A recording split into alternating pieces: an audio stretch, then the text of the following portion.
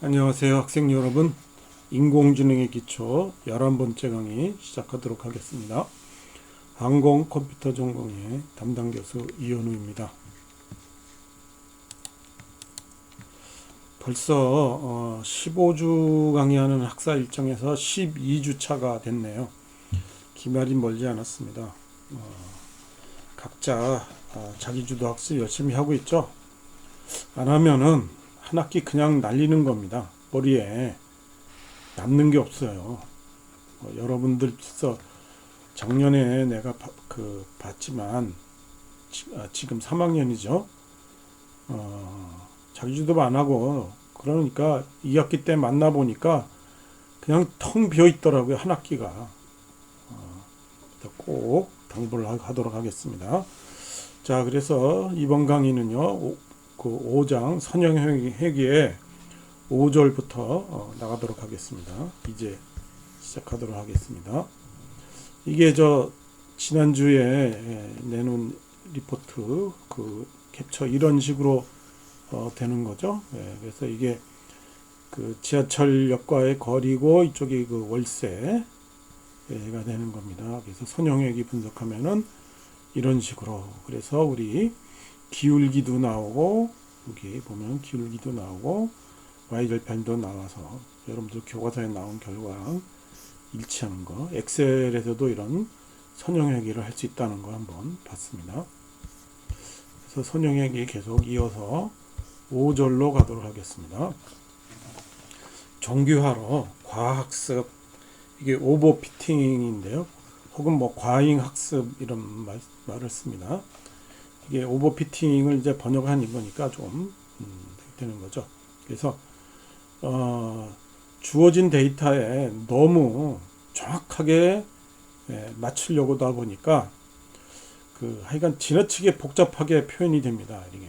그러니까 그 에러를 줄이다 보다 보니까 단순 뭐 선형회귀 뭐 이런 식으로 단순하게 되는 게 아니라 복잡하게 표현이 됩니다.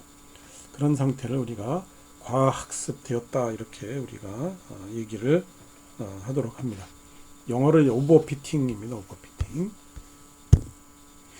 그래서 예를 들어 보겠어요. 그래서 이게 점으로 이렇게 찍혀진 데이터인데요. 이게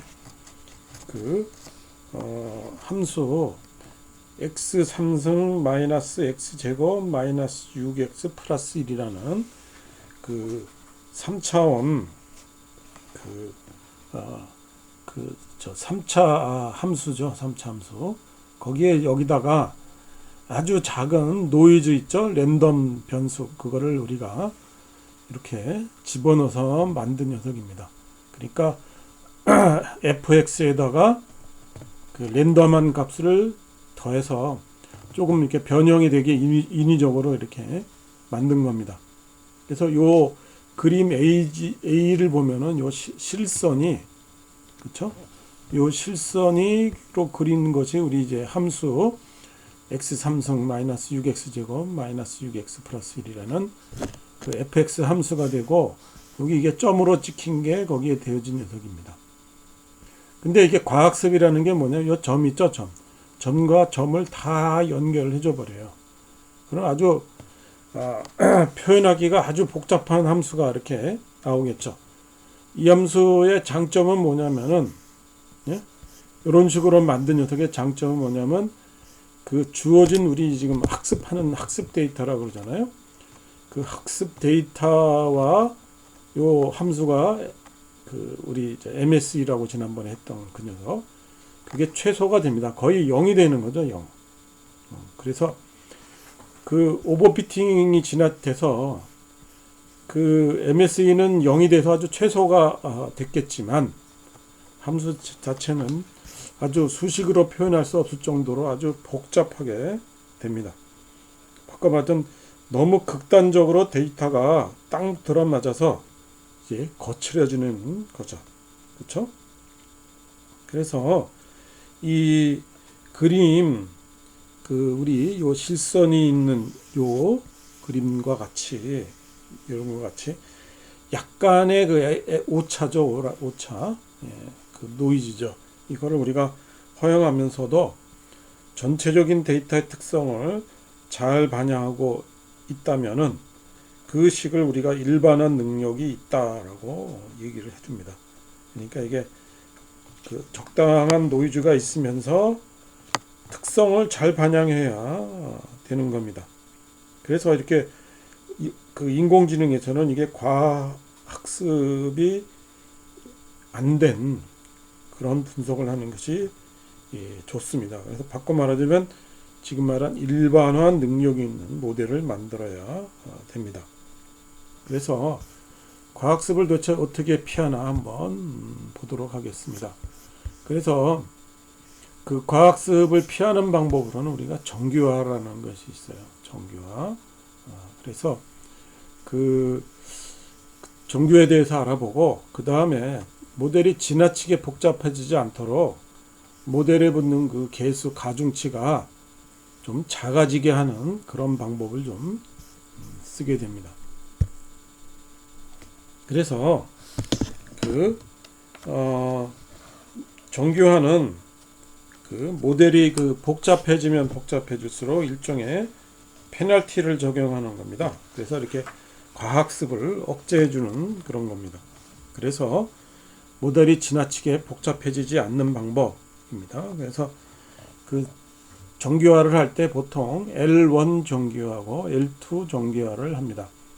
그래서 L1은요, 먼저 우리 지난 챕터에서 본 노음 있죠? NORM, 노음인데 이게 노름이라고 했네요. 노음의 개념입니다. 노음의 개념.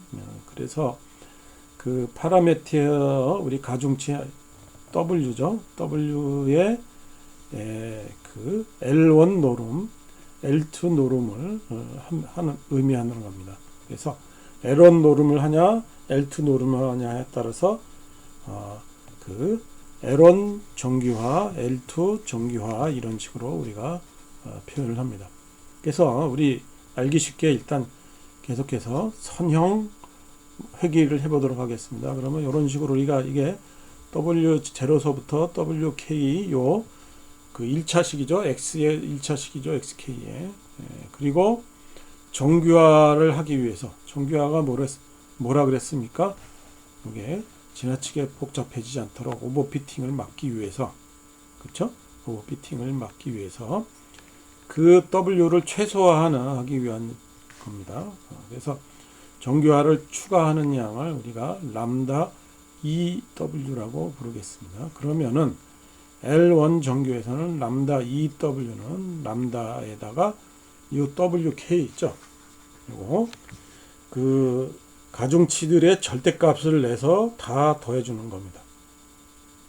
그래서 그 우리 최소 제곱법을 쓰잖아요. 그러면은 이런 식으로 D 여기까지만 썼는데 거기에다 얘를 더해주는 겁니다. 더해주셔서 그래서 이거를 우리가 최소화하자 이겁니다. 이 D를. 그렇죠?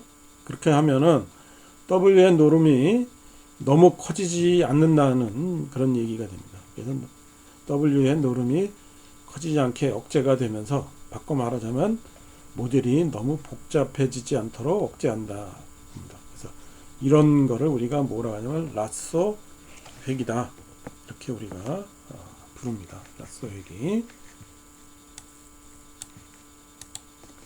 그 다음에 L2 정규화는요, 요거 절대값 대신에 WK의 제곱을 해주고 전체를 더해줍니다. 그럼 이것도 절대 양이 되죠? 우리 이제 최소 제곱법을 할 때 그 개념이 됩니다. 그래서 이런 식으로 하는 걸 우리가 리치 회귀라고 부릅니다. 이런 식으로. 그래서 요 들어가 있는 요 람다 값 있죠? 나중에 우리 뒤에 그 들어가 있는 파이썬에서는 이걸 람다가 알파입니다. 알파라고 씁니다. 그래서 요거 그 알파 값을 크게 잡으면은, 그렇죠? 알파 값을 크게 잡으면 전체를 요 D죠. 라지 D를 최소화하기 위해서 이게 가중치 노음의 요거죠. 요거의 합이 작아집니다. 바꿔 말하자면 우리 정규화를 더 강화시키는 거다. 이렇게 얘기해 줄 수 있습니다. 그래서 요 람다 뒤에 보는 알파죠. 그 조정하면은 정기화의 강약을 조정할 수가 있습니다. 그래서 사이키드런에서는 특별히 지정하는 한 요거를 1로 계산을 해줍니다. 1. 만약에 람다가 0이잖아요. 그러면 그냥 최소 제곱법이죠. 예, 그런 경우에 그냥 단순 선형 회기가 됩니다. 요것이 들어가냐에 따라서 그 리치 회기냐 라쏘 회기냐 이렇게 우리가 부르는 겁니다.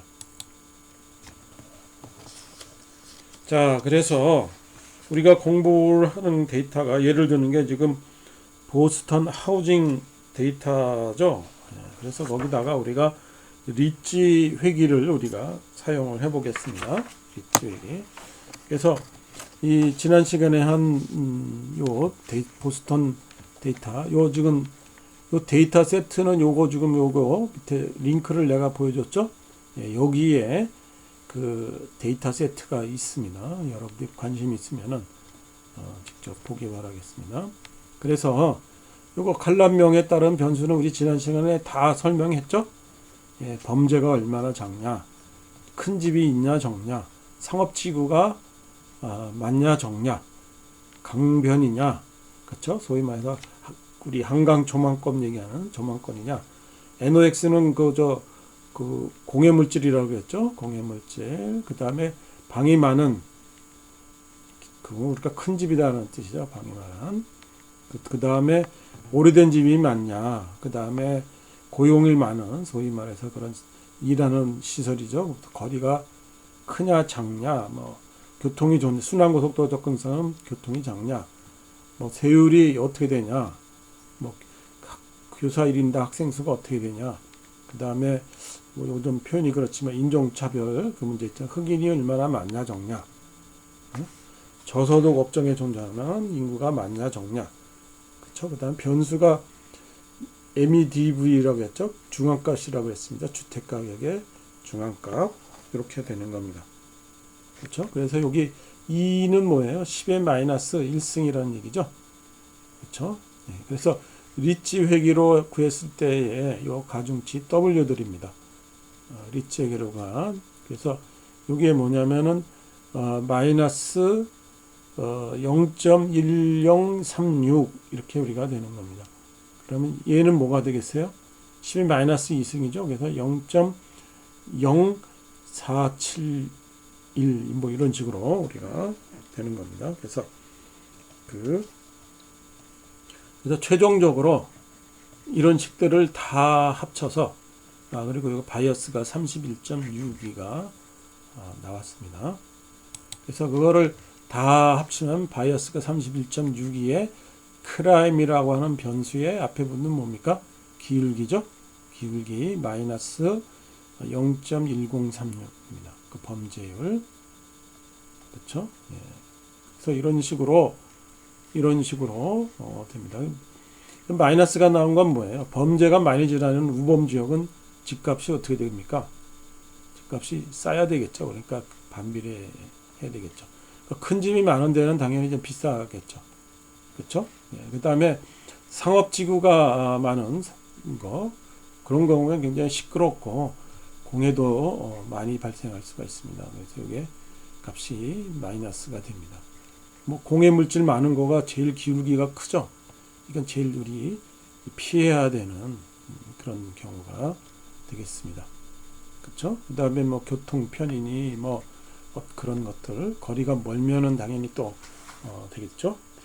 마이너스 반비례하겠죠. 뭐 이런 식으로 좀 안 좋지만 뭐 흑인이 많냐, 그렇죠? 예, 그래서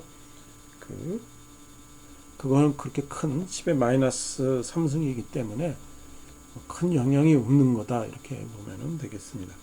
그렇죠? 저소득 업종에 종사하는 비율이 많아도 역시 뭡니까? 집값은 싸야 되겠죠. 그래서 이렇게 모델이 완성이 됐습니다. 자, 여러분들 책을 보면 알겠지만 리치 회기를 사용했다는 것 위에는 그 과정이 나와 있지를 않죠.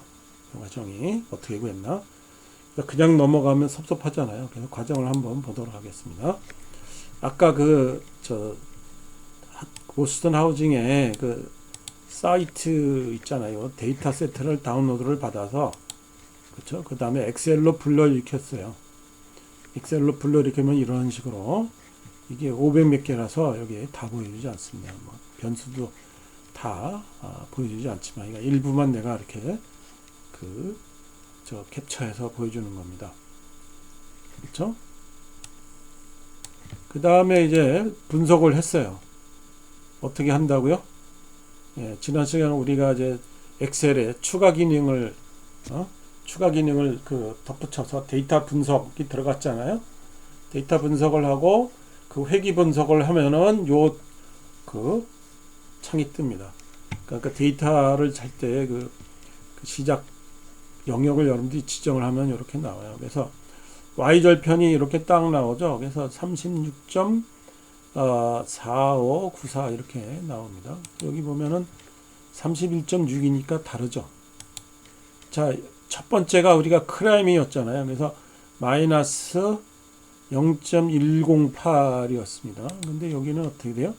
마이너스 0.1036이죠. 조금씩 차이가 나죠. ZN인 경우에 0.047 이렇게 나왔습니다만 두 번째가 0.046 뭐 이렇게 나옵니다. 조금씩 달라요. 네, 그래서 이게 그 엑셀의 경우에는 요게 리치 회귀 분석이 아니라 그냥 선형 회귀 분석이에요. 요게 그래서 선형 회귀 분석이기 때문에 선형 회귀 분석이기 때문에 값이 조금 차이가 납니다. 리치하고는요. 그리고 엑셀에서는 리치니 라선이 선형이니 이게 선택할 선택이 없더라고요. 선택 항목이. 그러니까 무조건 다 선형 회귀를 하는 겁니다. 무조건 다. 그렇죠? 그래서 지금 여기서 그래프를 보여주지는 않겠지만 그래프가 계속 좀 굉장히 많이 퍼져 있어요. 이게 우리 실험 데이터가 예제같이 이렇게 일정하게 되는 것이 아니라 그래서 됐고요. 그래서 여기 보면은 P값도 쭉 이렇게 나와져 있습니다. 예. P값 나랑 같이 빅데이터 분석 듣는 학생들이 있습니까? 많죠? 네, 거기서 요 P값 얘기했죠? 그래서 P값의 기준이 0.05였죠? 그쵸? 그래서 0.05는 기무가설이 버려지게 됩니다. 바꿔 말하자면 큰 연관성이 없다는 얘기가 돼요. 그래서 이렇게 큰 것들은 연관성이 좀 있게 되는 겁니다. 영향을 많이 준다는 얘기죠.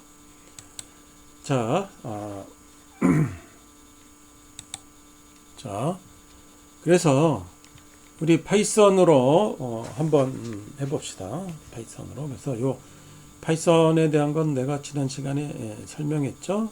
그래서 요게 임포트 두 개를 이렇게 하고요. 그쵸? 그래서 skrun에서 데이터 세트를 불러오는 겁니다. 그쵸? 그래서 데이터 모델은 여기에 skrun.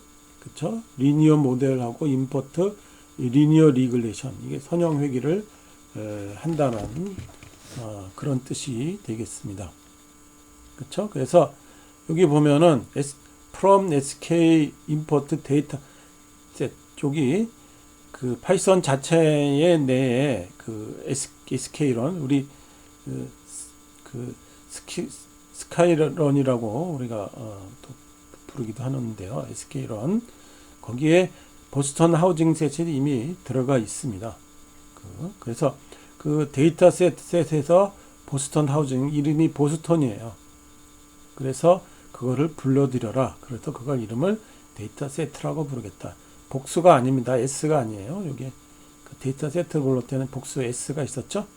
임포트 할 때는요. 그래서 X 데이터는 데이터 셋에 우리 데이터라고 부르는 녀석 있죠. 그 다음에 Y 데이터는 데이터 셋의 타겟입니다. 여기 MEDV 맨 끝에 있는 거죠. 그렇죠? 그래서 맨 끝에 있는 것이 Y 데이터가 되고 그 앞에 있는 13개가 X 데이터에 해당되는 것이 됩니다. 그래서 이제 상태가 어떠냐 그러면 이제 총 506개의 값이 있고 변수는 13개가 있다. 이렇게 표현이 됩니다. 그리고 Y 데이터도 똑같이 506개가 화면에 출력이 됩니다. 자, 그래서 모델은 리니어 리그레이션을 사용하라는 얘기고요. 그쵸? 그 다음에 모델 피트 할 때 X 데이터, Y 데이터를 사용하라 이거죠. 그쵸? 그 다음에 그 모델의 리니어 리그레이션이고 피트를 내고 X 데이터. 그래서 모델에 라는 데에 데이터 프레임에 그 결과가 다 들어가 있게 됩니다. 그래서 결정 변수를 화면에 출력하고, 그쵸? 그래서 모델점 스코어입니다. 그 다음에 그래서 R 스퀘어를 우리가 화면에 출력하고요. 그 다음에 인터셉트, 요게 바로 Y 절편입니다. Y 절편이 되고, 그 다음에 코이피션트가 바로 뭐냐, 기울기죠. 그쵸? 우리 지난 시간에 했던 그 내용입니다. 그래서 보면은 그 Y 절편이 36.4594가 되고, 그 다음에 요게 0.1이 되겠죠. 그래서 마이너스 1.0, 글씨가 작아서 그런데요. 1.081 뭐 이렇게 우리가 됩니다. 그래서 엑셀이라 한 거를 비교해 보면 어때요? 이게 똑같죠? 그쵸? 예, 그래서 엑셀이 그 설명이 없었지만 선형 회기로 보여줬다는 것을 우리가 알 수가 있습니다. 파이썬으로 이렇게 돼 있고요. 그 다음에 리치 회기를 해보겠습니다. 그러면 앞에 거랑 다 똑같은데 리니어 리그레이션이 이렇게 리치로 바뀝니다. 리치로 다 똑같죠? 다 똑같습니다. 데이터 불러오고 그 다음에 모델을 할 때 리치를 하고 이 알파가 1.0이죠. 이 알파가 아까 우리 여기 알파로 썼기 때문에 내가 바꿀 수가 없는데 아까 본 식의 요 람다에 해당되는 겁니다. 요 람다 알파 그걸 1.0이라고 우리가 넣습니다. 저 리치 회기에서 그래서 계산을 해서 똑같이 모델 핏하고 그 모델 이퀄 리치 알파 이퀄 1.0하고 피트를 해줍니다. 그래서 데이터를 이제 인터셉트 슬로프를 해주죠. 그럼 인터셉트가 31.559가 이렇게 나왔습니다. 그쵸? 예, 조금 다르죠. 그 다음에 요 X 데이터가 마이너스 0.104595 이럽니다. 여기서 보면은 마이너스 1.03 이렇게 되는 거죠. 그렇죠? 그래서 리치 회기를 했다고 그러는데 예, 값이 조금 다르게 나왔습니다. 근데 많이 가까워지긴 했죠. 그래서 차이가 나는 게 뭐겠어요? 알파 값을 2를 넣지 않은 것 같아요. 알파 값을 좀 뭘 넣는지 모르겠습니다. 교과서에 이 값이 2를 넣어서 했다고 그러는데, 그렇죠? 요 데이터가 실제로 우리가 여기서 파이썬에서 1을 넣고 계산한 거하고 값이 조금은 차이가 납니다. 굉장히 소수점 아래 셋째짜리, 넷째짜리에 이게 좀 차이가 나는 걸 볼 수가 있습니다. 여러분들 파이썬을 이렇게 보여주고 있는데 파이썬 잘 모르더라도 뜻은 알겠죠? 이게 우리 지금 컴퓨터 랭귀지를 전혀 모르는 사람들이 아니기 때문에 이렇게 하면 이게 뭔지 대충 여러분들 다 알 겁니다. 그쵸? 그리고 파이썬 컴파일러하는 프로그램이 있습니다. 그걸 여러분들이 지금 여러분들 컴퓨터에 다운로드 받고 설치를 해서 그 다음에 요거를 그대로 타이핑을 해서 한번 해보세요. 이렇게 그대로 파이썬 모르더라도 할 수 있죠. 특별히 복잡한 계산이 없잖아요. 그냥 데이터 불러와라. 그쵸? 그 다음에 불러온 다음에 리치 적용해라. 그 다음에 거기에 모델점 인터셉트, 모델점 코에피션트가 우리가 원하는 데이터가 된다. 이겁니다. 그리고 리치를 사용할 때 알파는 1.0을 넣었다. 이거죠.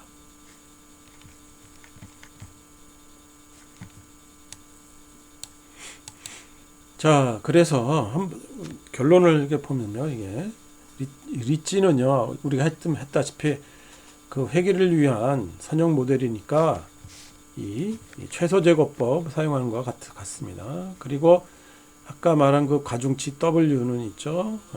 그래서 훈련 데이터를 우리가 잘 예측하기 위해서 필요한 거고, 그 다음에 추가적으로 우리가 제약 조건을 넣었잖아요. 리치 회계에서는 선형 회계는 없었지만 그거 제약 조건을 만족시키는 거고요. 그래서 가중치의 절대값, 죄송합니다. 가중치의 제곱입니다. 제곱. 그렇죠? 요거.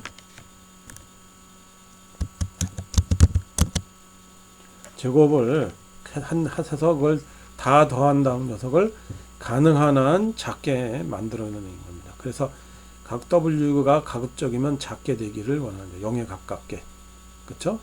그래서 이런 것들이 출력해 주는 영향을 최소한으로 만듭니다. 그래서 선형회계를 보다 보면은 길기가 전체적으로 좀 작아요. 작게 만드는 거. 이것이 우리가 그 규제라고 그러고, 오버피팅이 되지 않도록 강제로 제한한다는 뜻입니다. 그렇죠? 그래서 우리가 리치 회계에서는 우리가 L2를 그 규제를 사용한다, 이렇게 우리가 보면 됩니다. 그래서 그 리치 회지는 우리가 리니어 모델 리치에 이렇게 구현되어 있습니다. 그렇죠? 그래서 이렇게 아까 봤던 SK런 리니어 모델 임포트 리치 이렇게 하고 알파 이퀄 1.0을 씁니다. 이런 식으로. 그래서 선형회계에서는 데이터셋이 과대적합되어 있지만, 소위 과접합이 되어져 있지만, 리치는 그런 자유도가 과대적합 혹은 요 체계 용어대로 쓰겠습니다. 우리 보면은 과학습이 되어져 있지만, 리치는 덜 자유로운 모델이기 때문에 이 과학습이 적어집니다. 그래서 모델의 복잡도가 좀 낮아지면 훈련 세트를 할 때 나중에 이거 성능이 나빠지만 더 일반화된 모델이 된다는 강점이 있습니다. 그래서 그 리니어 리그레션보다는 리치 모델을 우리가 선택을 좀 해야 된다는 겁니다. 그래서 우리들은 요 알파를 1.0을 사용해서 했지만 이것이 최적이라고도 볼 수 없습니다. 그래서 알파 값을 커지면은 코에피시언트의 절대값 크기가 더 작아지고요. 알파 값이 작아지면 코에피시언트 절대값의 크기가 커지고 0이 되면은 선형회계가 되어져 버린다 이겁니다. 그렇죠? 그래서 요 앞에 썼던 리치 회계 요거 있잖아요. 요거에서 들어가는 알파를 1.0이 아니라 10.0을 한번 넣어보던가 0.1을 넣어보던가 요거를 한번 해보기 바랍니다. 이건 여러분들 리포트로 한번 해보세요. 그래서 요 코에피시언트의 절대값이 커지냐 작아지냐 그걸 여러분들이 한번 선형회계랑 비교를 해서 이게 절대값의 크기가 커지냐 작아지냐 코에피시언트 값이 어떻게 되나 한번 추이를 한번 보기 바라겠습니다. 그래서 이게 리치 회계를 한 경우에요. 그래서 이게 실제 결과인데, 이게 리치 회계에서 알파를 1 넣었을 때, 그러니까 람다를 1 넣었을 때, 10 넣었을 때, 0.1을 넣었을 때의 상황입니다. 그래서 이게 크게 막 퍼져 있는 경우가 이게 알파 값이 0.1이 작은 거고, 그 다음에 가운데에 이렇게 조금 모여주는 게 리치 값이 좀 큰 경우가 해당되는 그런 경우가 되겠습니다. 그래서 코에피시언트의 원소를 이렇게 위치대로 나열하고 그 다음에 그 특성대로 한번 이렇게 연관돼서 노멀라이즈 된 것을 보게 되겠습니다. 그 다음에 요 축이 뭐냐면요, 데이터의 개수예요, 개수. 그래서 코에피시언트 그 원소를 위치대로 우리가 나열을 해줍니다. 그래서 한번 이렇게 보면은 얼마만큼 퍼져 있느냐를 우리가 알 수 있게 되는 겁니다.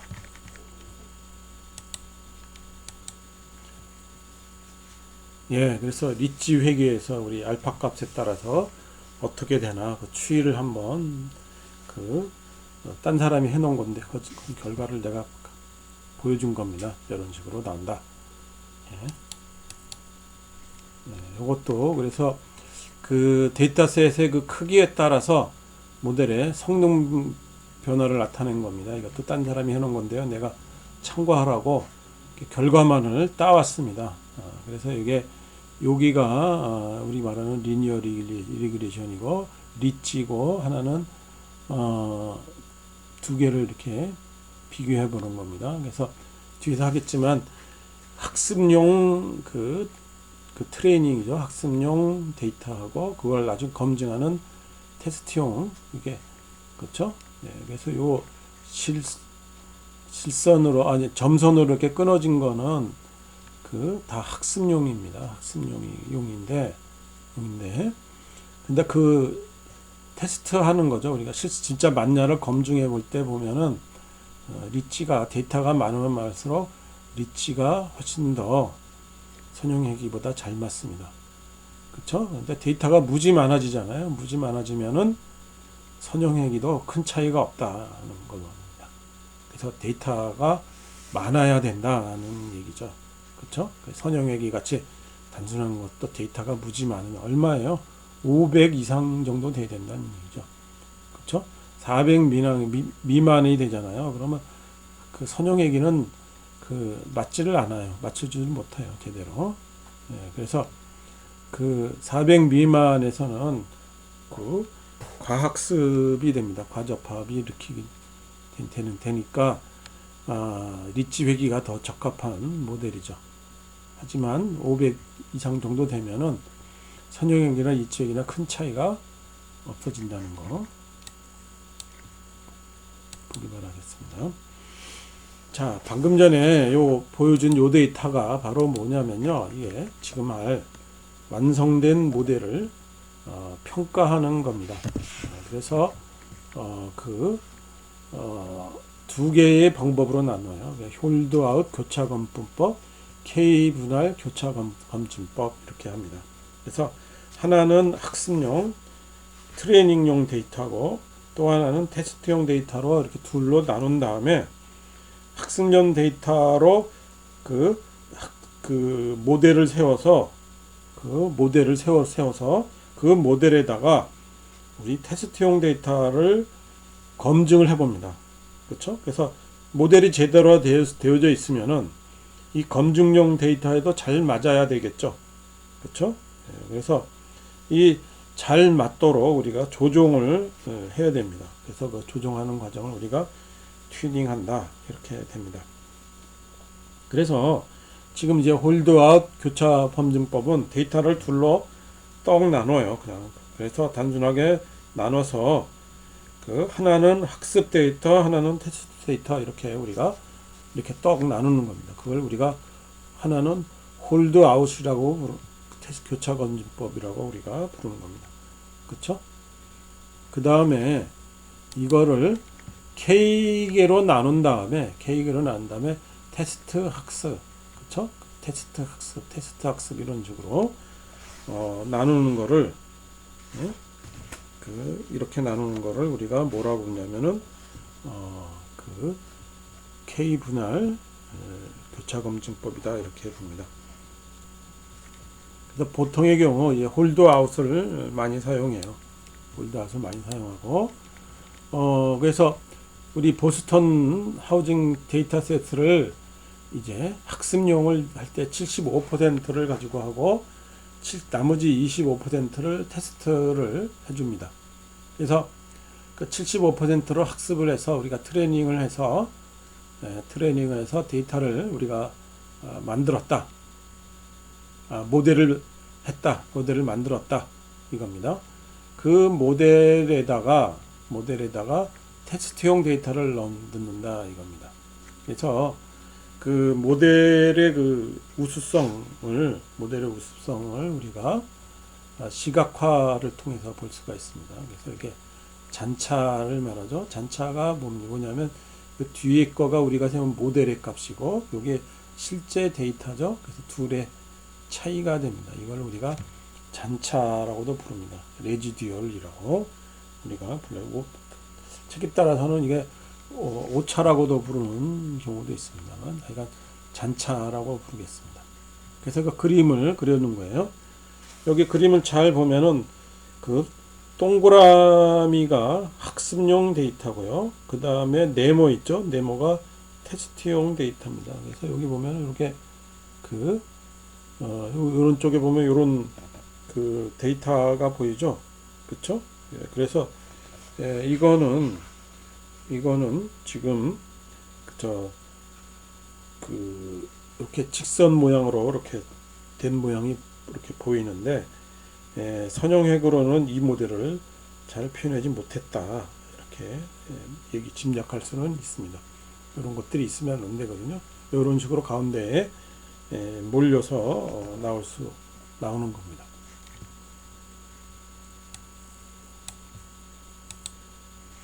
그래서 잔차를 이제 그래프를 표현하고, 그 다음에 이거 눈으로만 보는 것이 아니라 우리가 수치적으로 모델의 성능을 평가해야죠.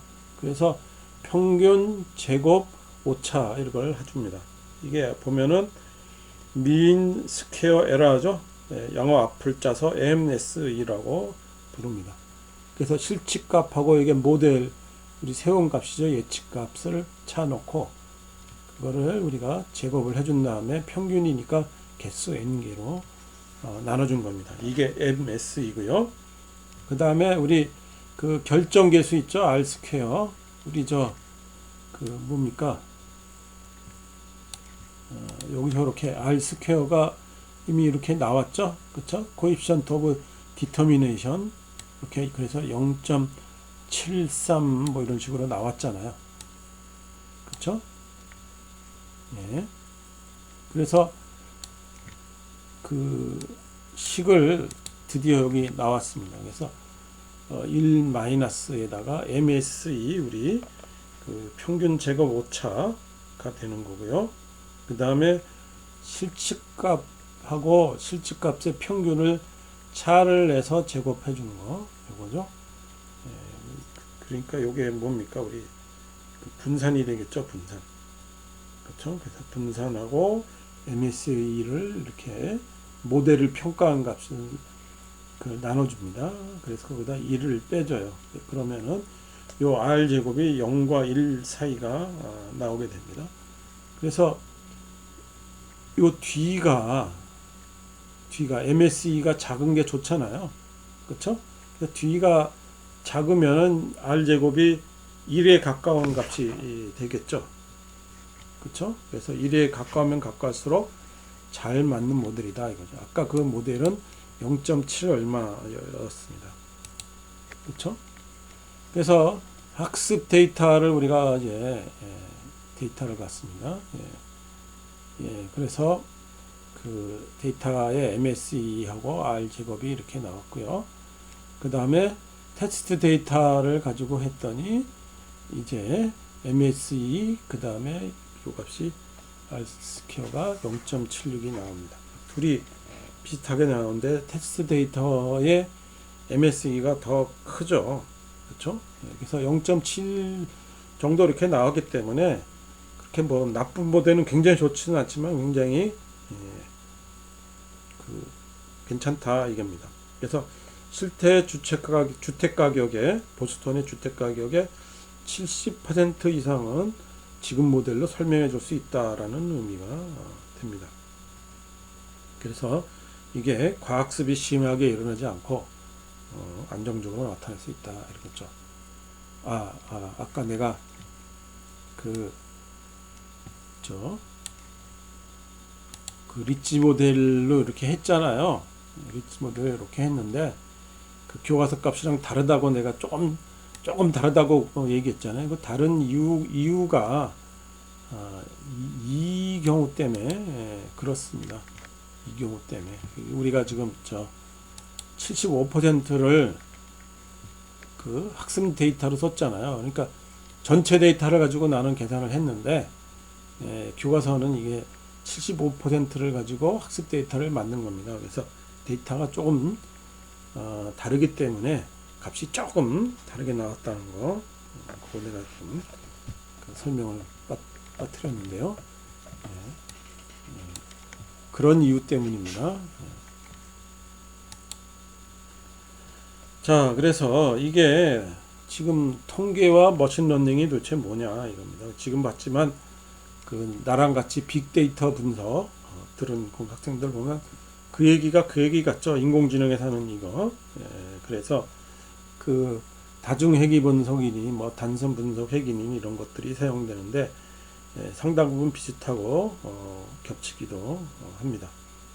근데 통계는 기존 데이터에 대한 설명이 있습니다. 그래서 이게 지금 우리 같은 경우엔 그 학습용, 테스트용 이렇게 나눠서 뭐 하고 그 다음에 그 예측이 빠져 있어요. 예측이. 근데 머신러닝에서는 그 모델을 세우고 그 예측을 해야 되죠. 그렇죠? 그래서 예측이 더 중요하다. 단순 통계는 데이터에 대한 설명, 그렇죠? 그리고 끝이에요. 하지만 머신러닝은 데이터의 설명 플러스 예측인데 예측이 더 중요하다 이겁니다. 그래서 우리가 꼭 테스트 데이터를 가지고 검증을 해봐야 된다 이겁니다. 그렇죠? 이해가 됐습니까? 그래서 빅데이터 분석과 인공지능의 차이, 이것에 대한 내용을 얘기했습니다. 이렇게 해서 11강을 마치겠습니다. 11강, 12주차 11강이죠. 그래서 교재 잘 읽어보기 바라고 여러분들 파이썬 가지고 한번 해보라고 했습니다. 그래서 컴퓨터 랭귀지를 여러분들 랭귀지를 모르는 학생들한테는 이렇게 내가 그냥 파이썬 해봐라 이렇게 말을 할 수가 없어요. 하지만 여러분들은 이미 랭귀지를 배우고 어느 정도 아는 사람들이기 때문에 파이썬 설치하고 그 다음에 그대로 타이핑해서 우리가 실행시켜 보면은 이런 결과를 얻을 수 있다는 거. 그래서 이 파이썬의 회귀 분석 이것들이 잘 돼 있다는 걸 알 수 있었습니다. R도 가능합니다. R도 가능한데 이게 빅데이터 분석과 좀 중복되기 때문에 굳이 여기서는 파이썬을 썼어요. 자, 리포트에서는요, 아까 그 알파 값이 있죠, 람다. 그것을 1만 넣고 했는데, 그 10.0하고 0.1을 넣고 실행시켜서, 그쵸? 그 세 개의 결과 화면 캡처해서 비교할 수 있게끔 해 놓은 다음에, 그거를 EQS로 제출해 주기 바라겠습니다. 그쵸? 할 수 있겠죠? 그쵸? 예. 그래서 다음 시간에는 우리 이제 6장 책이 거의 끝나갑니다. 자연어 처리를 진행하도록 하겠습니다. 예, 다음 시간까지 안녕.